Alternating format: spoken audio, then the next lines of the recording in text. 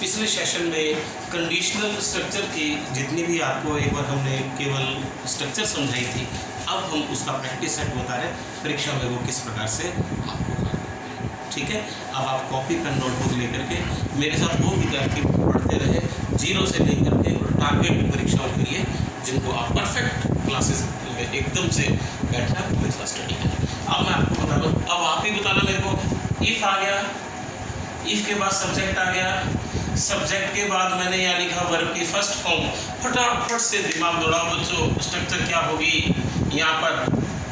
पिछली कक्षा में आपने देखा था, पिछले कालांश में आपने देखा था इफ़ आ गया, इफ़ के बाद में क्या है, सब्जेक्ट है, सब्जेक्ट के बाद वर्ब की फर्स्ट फॉर्म है, ऑब्जेक्ट है, तो यहाँ पर सब्जेक्ट। हाँ बोलिए फटाफट से, पीछे तक विद्यार्थी मैं आपसे पूछ रहा हूँ। शाबाश, बहुत अच्छा रिस्पॉन्स आया है कि जब इफ के बाद सब्जेक्ट वर्ब की फर्स्ट फॉर्म है तो यहाँ पर क्या आएगा, विल प्लस वर्ब की first form plus object.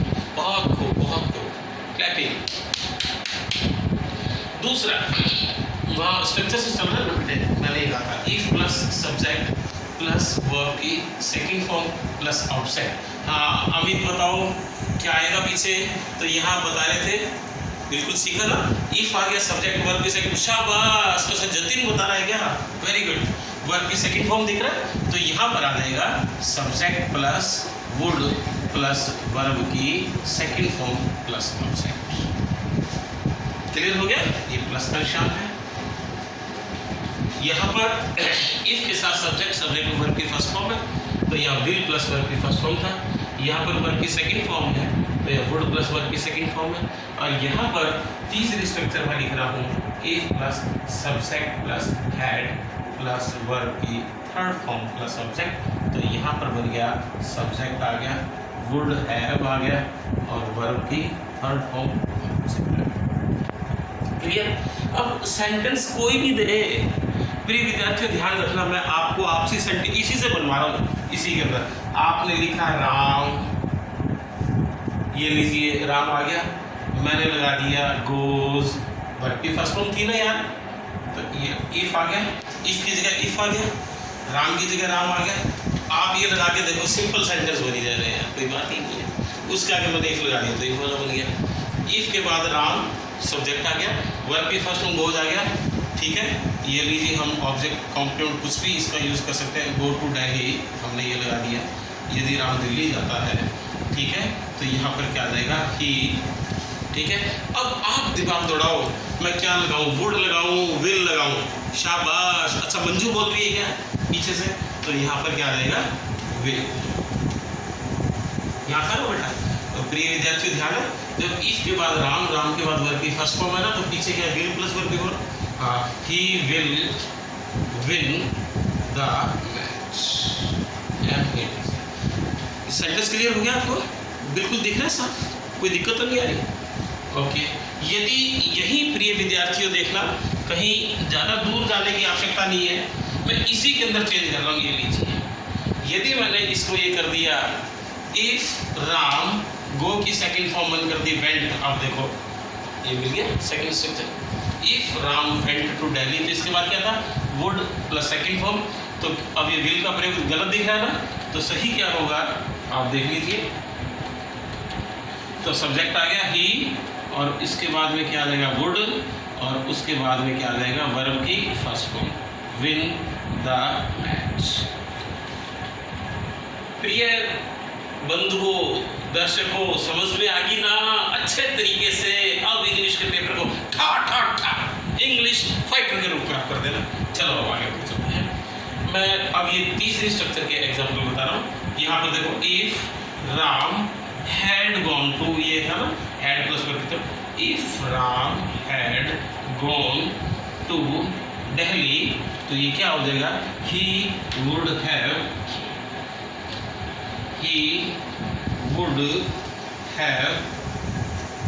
won the match। Clear हो गया अमित, तीन एग्जाम्पल समझ में आ गए।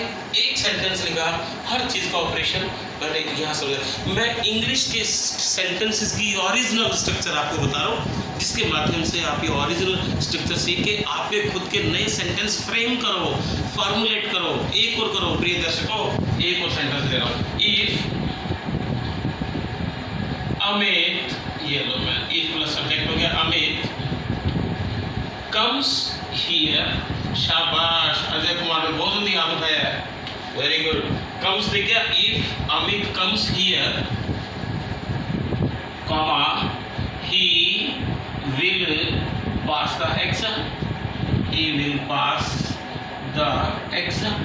बिल्कुल सही कहा, ठीक है।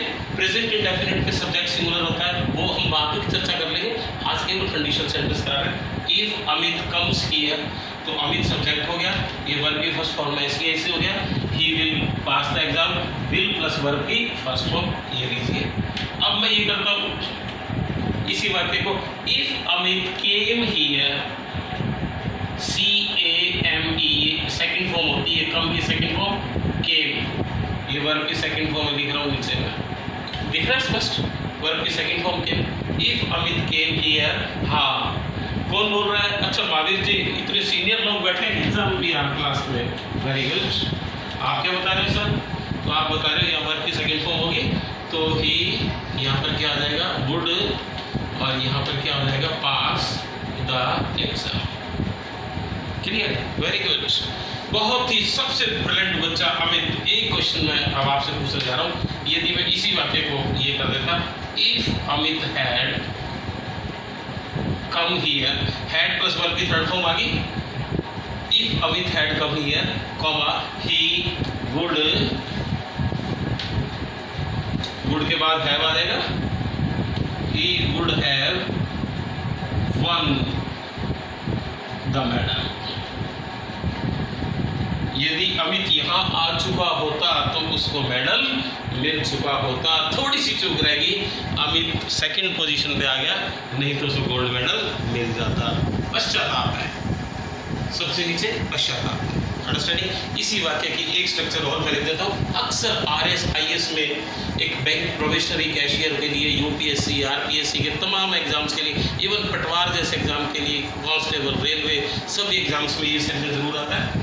अब आपने क्या किया, इफ उसने हटा दिया, काश वाला वाक्य, मैंने बताया था ना, याद आ गया काश वाला वाक्य, तो ये हैड यहाँ पर आ गया, हैड हो गया, हैड अमित कम हियर, बाकी सब जो ही रहेगा, ही would have one the medal. तो इफ हट गया, हैड आ गया, हेल्पिंग और पहले आ गई, और बाद में प्रश्नवाचक चिन्ह का प्रयोग भी नहीं है।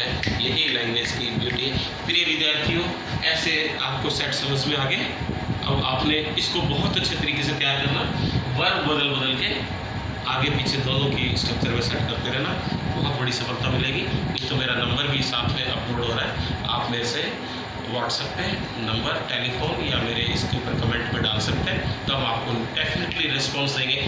प्रिय विद्यार्थियों, थैंक यू। जय हिंद, जय भारत।